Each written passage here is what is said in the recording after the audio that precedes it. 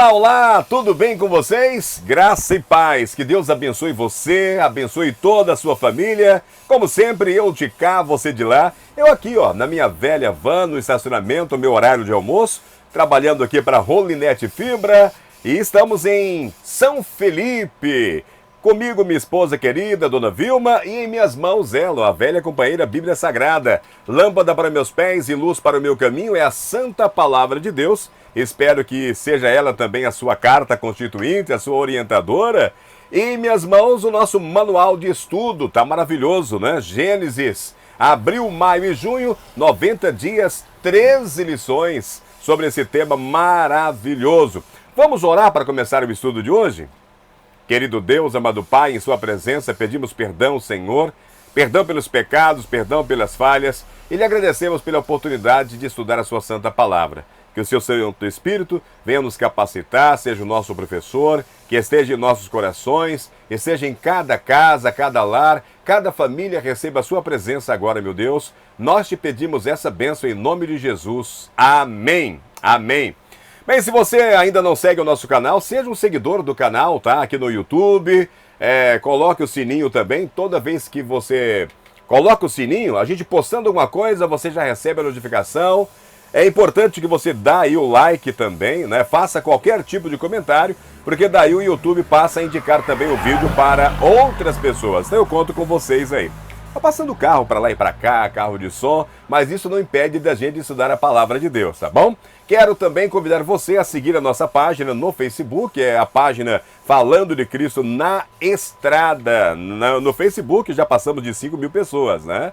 E convidar meus amigos aqui do Facebook para dar um pulinho no YouTube, se inscrever lá e nos ajudar a propagar a palavra de Deus, tá? O canal precisa crescer, viu, gente? Porque se não cresce, o YouTube não indica para outras pessoas. Então, eu conto com você aí para a gente estar fazendo esse ajuste e o ID, né? Para pregar a palavra de Deus.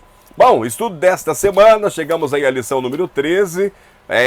Vamos na sequência, né? Nós falamos ali da criação, depois falamos da queda, o pecado, né, de Eva e depois Adão, a sentença, a profecia de Gênesis capítulo 3, verso 15, né? Ali tem uma profecia de bênção e também de maldição. E nós vamos agora falar sobre o legado de Caim. E o verso para memorizar, abra sua Bíblia, é um conselho para todos nós também. Tem muita gente que brinca com o pecado, quer fazer as coisas, fazer as suas maneiras, né? Não quer obedecer a Deus, acha que pode cultuar a Deus de qualquer forma, né? E o verso para memorizar é aquele para guardar, para a gente praticar no dia a dia. Gênesis capítulo 4, verso 7 diz: se fizer o que é certo, não é verdade que você será aceito? Né? Deus falando aqui com Caim, tá? E ele continua: mas se não fizer o que é certo, eis que o pecado está à porta, à sua espera. O desejo dele será contra você, mas é necessário que você domine. Gênesis capítulo 4, verso 7 tem aqui lição importante para o nosso dia a dia. Nós temos que colocar em prática também o que nós estamos lendo em nossa vida, irmãos. Se fizer o que é certo, não é verdade que você será aceito? Tem muita gente que faz o que é errado, sabe que é errado e continua fazendo o que é errado, né? E Deus vai dizer: mas se não fizer o que é certo, eis que o pecado está à porta à sua espera. Meus irmãos, basta abrir uma pequena brecha para o inimigo e ele entra e ele arrasa com você, ele arrasa com a sua família, ele está aí, é para destruir, tá? Não é para fazer o bem. Então não dê chance para o inimigo, não abra a porta para o pecado. Pratique o que é certo, né? A Bíblia, ela mostra para você a diferença entre o certo e o que é errado. Agora, o desejo desse pecado é desejo de Satanás. Ele não é a seu favor, ele é contra você, tá? E mesmo aqui Jesus ainda fala: olha, se isso acontecer, é necessário que você domine esse desejo. Meus irmãos, muitas vezes nós temos desejo de pecar. Não é porque somos crentes, estamos aí há alguns anos, né, na igreja, no processo que a gente chama de santificação. E esse processo ele dura uma vida inteira, até a volta de Jesus ou até a nossa morte. Nós não estamos isentos de, às vezes, sentir cobiça, sentir desejo, vontade de cometer algum tipo de pecado. Agora, é necessário que nós resistamos Quando nós resistimos o diabo, ele nos deixa, né? A Bíblia diz, né? Resista o inimigo e ele vai se afastar de você. Ah, mas eu não tenho força. O Espírito Santo está aí para te ajudar. Ainda hoje, né? Todo o trabalho de Deus, Pai, Filho e Espírito Santo é a seu favor. Jesus Cristo, ele está no céu a nosso favor também. E ele envia o Espírito Santo, ele envia todos os seus anjos quando você pede, quando você vê que não tem força para batalhar sozinho, né? Então nós precisamos contar sempre, né? Buscar sempre esse apoio do Espírito Santo. Amém? Então, em Gênesis, o que segue imediatamente após a queda é a expulsão de Adão e Eva do Jardim do Éden, né? Depois nós temos nascimento, nós temos morte. Tudo isso em cumprimento das profecias de Deus, ali no capítulo anterior, no capítulo 3, né? Gênesis 3 e 4 contém muitos temas e palavras comuns. Nós vamos encontrar palavras-chave aqui no capítulo 4, que nós já vimos também lá no capítulo 3, tipo descrição de pecado, né? Maldição da terra, a expulsão acontece também aqui no capítulo 4, né? Se você dá uma olhada com um pouquinho mais de atenção, você vai ver o contexto, né? Mostrando aí textos parecidos, ok? Então, os eventos seguintes é o crime de Caim, depois o crime de Lameque, a diminuição da expectativa de vida, aumento da maldade, né? São todos cumprimentos da maldição proferida ali em Gênesis capítulo 3, tá? No entanto, nem toda a esperança estava perdida. Apesar de todos os acontecimentos que parecem negativos na Bíblia, quando nós olhamos com o olhar de Deus, nós vemos que nem tudo está perdido. Deus, ele é o Deus da segunda chance, o Deus da segunda oportunidade. Não só da segunda, né? Mas da terceira, da quarta, da quinta, sexta, sétima vez, né? E prossegue quantas vezes for preciso, tá? Vamos ler Gênesis capítulo 4, verso 1 e 2. Semana passada eu gravei aqui em São Felipe, né? E falei que sempre passo o carro de som. Eu trabalho com carro de som, faço propaganda, né? E de vez em quando passo a moto de som aqui, de boa qualidade, e você ouve aí no final, né? Parabéns aí o trabalhador, tá? Não tem culpa, ele não tem culpa. Eu que estou no estacionamento com a porta do carro aberta aqui, né? Para fazer essa gravação com vocês, gravando do telefone hoje aqui. Abel e Caim, Gênesis capítulo 4, diz assim: coabitou o homem com Eva, sua mulher, esta deu à luz a Caim. Então disse: adquiri um varão com auxílio do Senhor. Verso 2. Depois deu à luz a Abel, seu irmão. Abel foi pastor de ovelhas e Caim lavrador. Irmãos, o que nós aprendemos sobre o nascimento de Caim e Abel, né, quando nós lemos esse texto aqui? O nascimento de Caim, ele trouxe ali uma esperança para Eva e também para Adão, né? Ela imaginava que Caim fosse o Messias predito ali no capítulo 3, a promessa que Deus havia dado para ele, né? Para ela e para ele, né? Para Adão e Eva. Então, quando Caim nasce, ela já cria aquela expectativa, ela tem aquela esperança e ela passa a acreditar que esse filho é o filho prometido, o Messias vindouro, né? Enquanto nós vimos aqui que o nascimento de Abel é considerado algo comum. Claro que não é, o nascimento nunca é comum, né? As palavras são poucas com referência ao nascimento de Abel, né? Mas, para uma mãe e para um pai, o nascimento de um filho é sempre importante, né? Mas Eva, ela criou mais expectativa no nascimento de Caim, achando que Caim fosse o cumprimento da promessa do Messias vindouro, achando que Caim fosse Jesus, que já estava vindo ali para libertar eles ali do pecado, né? Esmagar a cabeça de Satanás. Tá? Então ela diz, no texto original, tá assim, adquirir um homem, na verdade o próprio Senhor, né? As palavras de Eva no original, está escrito adquirir um homem, na verdade o próprio Senhor. Essa tradução sugere que Eva lembrou da profecia messiânica de Gênesis capítulo 3, verso 15. Acreditou que havia dado à luz ao seu Salvador, o Senhor, né? O Ellen White, ela vai escrever, a vinda do Salvador foi predita no Éden. Depois que Adão e Eva ouviram pela primeira vez a promessa, aguardaram o cumprimento imediato dela. Receberam alegremente seu primeiro filho, na esperança de que fosse o libertador. O Ellen White, ela escreve isso no livro Desejado de Todas as Nações, na página 30, né? Bom, depois de relatarmos aqui o nascimento de Caim e Abel, né? e da expectativa de Eva no nascimento do primeiro filho ali, nós vamos ter as duas ofertas. Novamente, uma lição de vida nós vamos aprender a respeito dessas duas ofertas. Não é do jeito que a gente quer adorar a Deus. Tá? Nós temos que adorar do jeito que Ele pede. Nós temos que obedecer do jeito que Ele pede. Temos que guardar os seus mandamentos do jeito que Ele pede. Não é fazendo aí a nossa vontade, do nosso jeito, ou de qualquer jeito, né? Em contraste, o contraste entre Caim e Abel, conforme refletido em seus nomes, não dizia respeito apenas às suas responsabilidades, também se manifestava em suas respectivas ocupações, né? Eu acabei de ler, enquanto Caim era agricultor, profissão que exigia trabalho físico árduo, Abel era pastor de ovelhas. Nós lemos aí em Gênesis capítulo 4, verso 12, né? E Abel, como pastor de ovelhas, implicava que há uma sensibilidade, compaixão, né? Quando nós lemos Gênesis, irmãos, no capítulo 4, verso 1 até o verso 5, e vamos lá em Hebreus também, né? Capítulo 11, verso 4, surge a pergunta: por que Deus aceitou a oferta de Abel e rejeitou a oferta de Caim? Como nós devemos entender o que aconteceu ali? Parece estranho, né?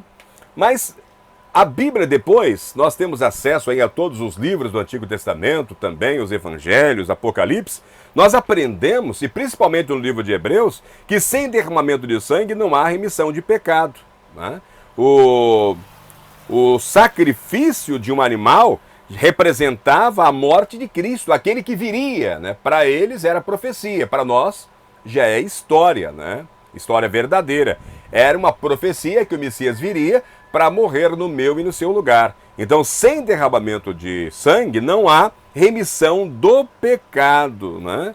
Representava o sacrifício de animais, representava a morte de Cristo. Então, Caim demonstrou não crer em um libertador. Caim demonstrou não crer na profecia messiânica, né? Na profecia de Jesus. Tem muita gente que não crê no que a Bíblia revela para a gente. Agora, você não crê, ou eu, em algum momento, se eu não crer no que está escrito aqui, vai fazer diferença? Bom, vai fazer diferença para mim, né? Porque o que está escrito aqui é relato verdadeiro e vai acontecer de fato. Então, sem derramamento de sangue, não poderia haver remissão do pecado.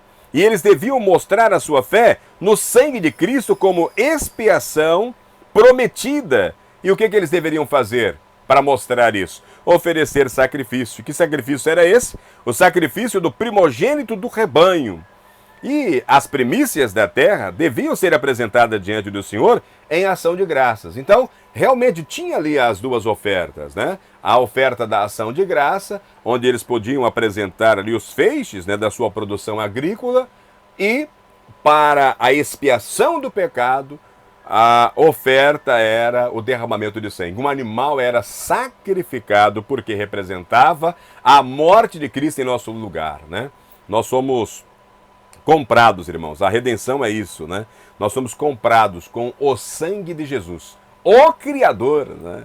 O Criador de todas as coisas, desse universo, de todas as galáxias, o Senhor dos senhores, ele veio para cumprir essa promessa, essa profecia. Agora, repito, para eles eram profecias. Eles estavam acreditando em algo que aconteceria no futuro.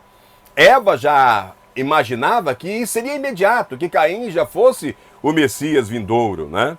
Mas para nós isso é história. Nós devemos crer mais do que o próprio Caim, Abel, Eva, Adão, mais do que os próprios patriarcas, mais do que todos aqueles que viveram no regime do Antigo Testamento. Por quê? Porque para nós é história. Nós temos agora a Bíblia e os seus autores revelando que Jesus cumpriu, que ele veio, que ele morreu naquela cruz assumindo o teu e meu lugar, cumprindo ali a profecia de Gênesis capítulo 3, verso 15, cumprindo todas as profecias de Êxodo, de Deuteronômio, né? Pois é. Agora, acontece ali um crime. Gênesis capítulo 3, capítulo 4, do verso 3 até o verso 8. Eu vou ler para vocês buscarem entender o que aconteceu, né? Gênesis capítulo 4, a partir do verso 3. Aconteceu que no fim de uns tempos, então tempos aqui são anos, né? Trouxe Caim do fruto da terra uma oferta ao Senhor. Abel, por sua vez, trouxe das primícias do seu rebanho e da gordura deste. Agradou-se o Senhor de Abel e da sua oferta, ao passo que de Caim e da sua oferta não se agradou. Irou-se, pois, sobremaneira Caim e descaiu-lhe o semblante. Então lhe disse o Senhor: por que andas irado? E por que descaiu o teu semblante? Se procederes bem, não é certo que serás aceito? Se todavia procederes mal, está o pecado jaz à porta. O seu desejo será contra ti, mas a ti cumpre dominá-lo. E o verso 8 diz: disse Caim a Abel, seu irmão, vamos ao campo.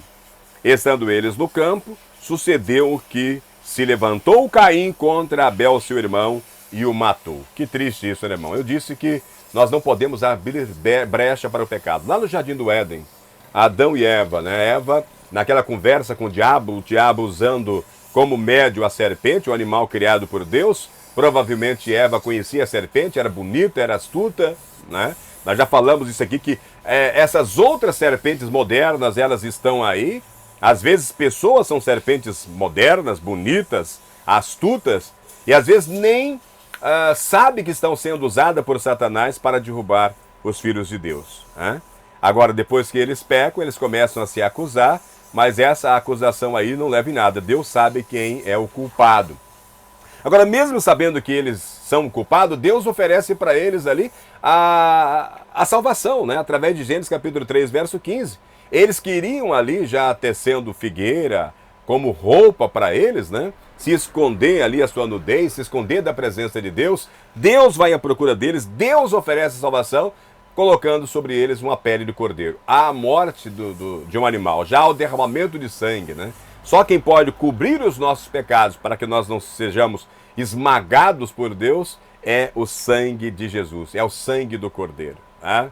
É o sangue do cordeiro. Então Deus, ele nos vê como se estivesse vendo aí a justiça de Jesus imputada sobre nós. Isso é graça ofertada a todos nós. Agora, a consequência vem, né? A consequência, eles foram expulsos do Jardim do Éden. Aí eles vão ter os 2 filhos.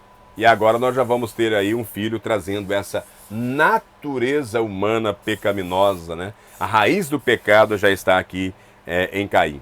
Irmãos, eu quero terminar o estudo de hoje falando sobre esse crime, né? A reação de Caim ali, ela foi dupla, né? Caim ficou muito irritado. Depois Caim, ele fechou a cara. Veja bem, 2 características aqui, né? Ele fica irritado, ele fecha a cara.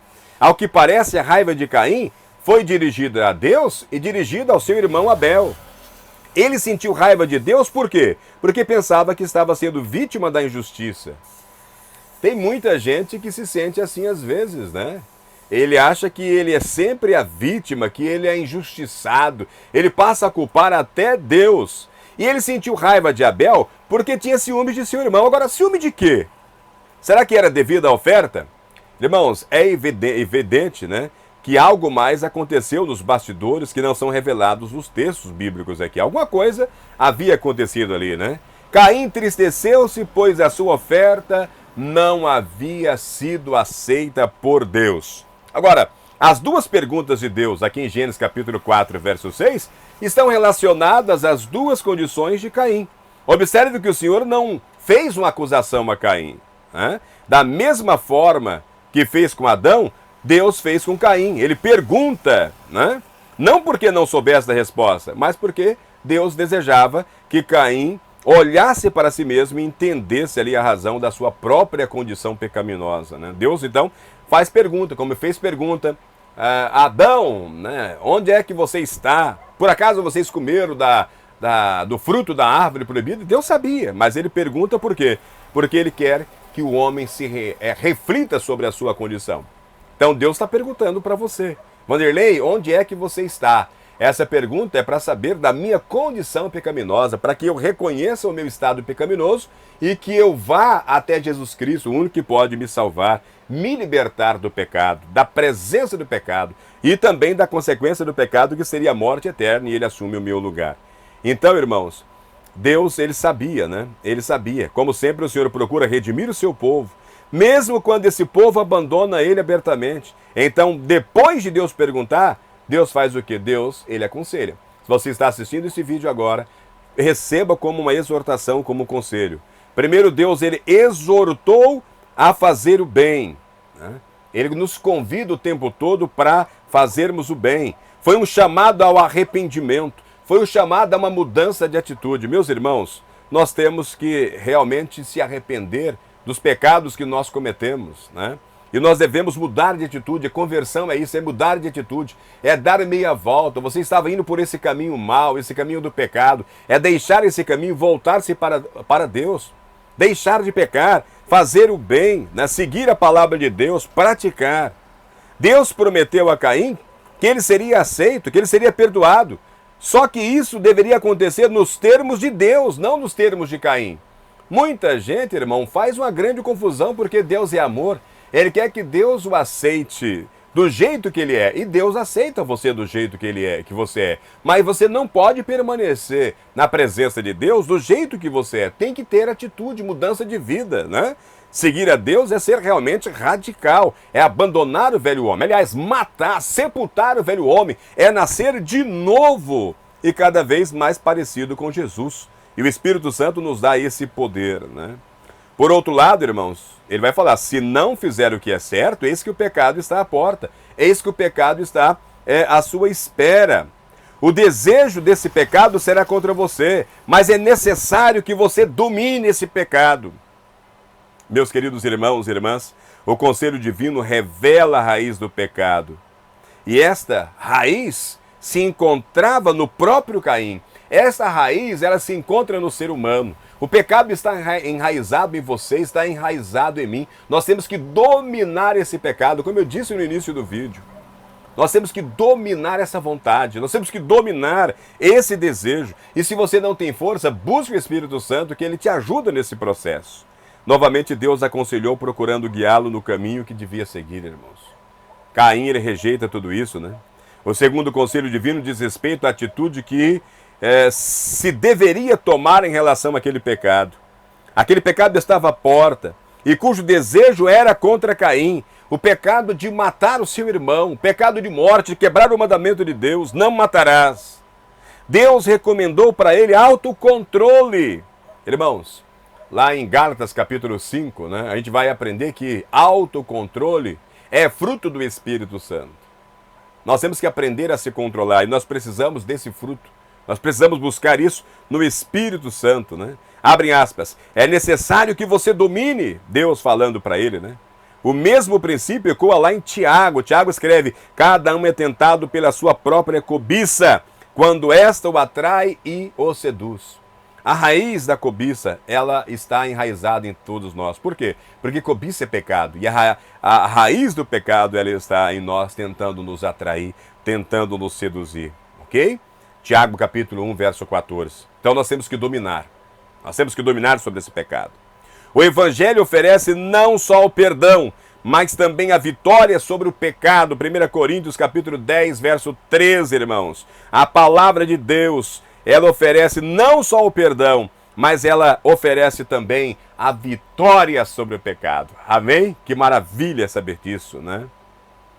Nós podemos vencer, sim, o pecado. Podemos ser vitoriosos no campo do inimigo.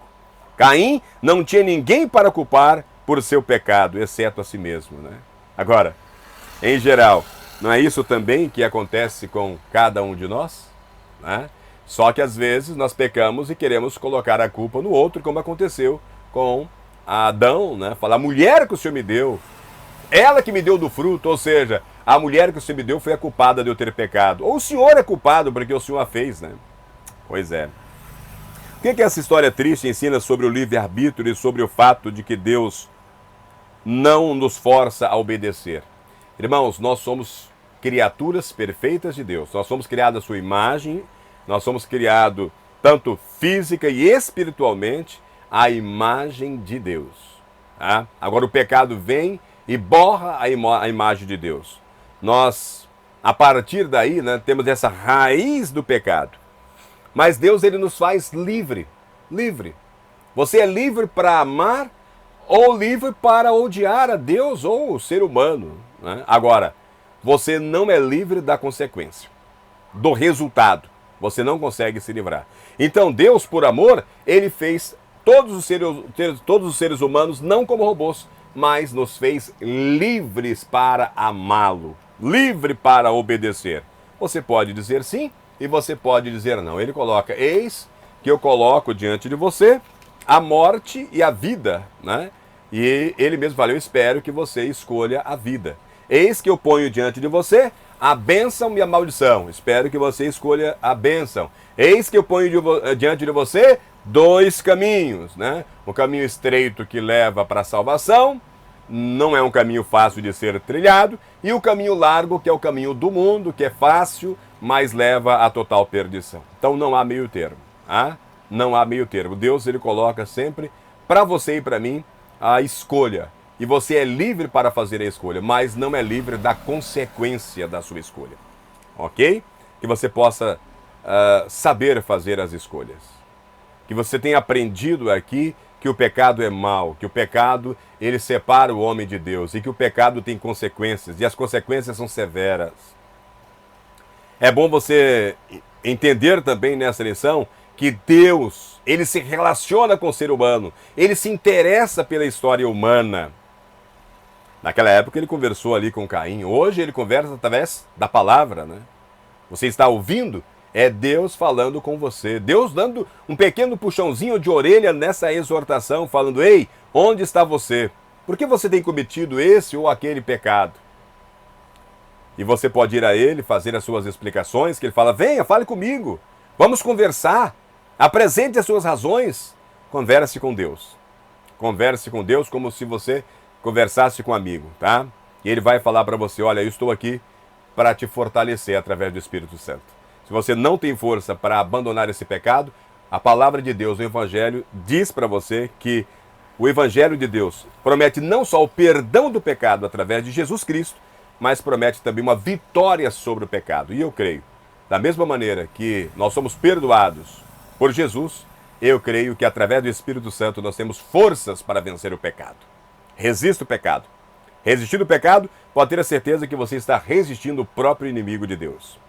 E ele vai, ao passo que você resiste o inimigo de Deus, esse inimigo vai se afastar de você. Amém? Creia. Deus, ele não desiste de você e nós também não. Amém? Até o próximo estudo. Vamos orar para encerrar. Querido Deus, amado Pai, estamos terminando mais um estudo bíblico. Que o Senhor possa nos abençoar, nos dar força para livrar dessa vontade, desse desejo de pecar, que nós podemos ter, através do Espírito Santo, o domínio próprio, que o Senhor esteja conosco todos os dias, que o Senhor nos dá a graça da salvação, do perdão, mas também da vitória sobre o pecado e sobre o inimigo. Seja com cada família, com cada irmão e irmã, eu te peço essa bênção em nome de Jesus. Amém. Que Deus abençoe a todos e até o próximo estudo. Deixa o seu like aí, tá? Importante, deixa aí o seu comentário, compartilhe com os amigos, siga o nosso canal aqui no YouTube, siga a nossa página no Facebook. Que Deus abençoe. Pense nisso, um forte abraço e até a próxima.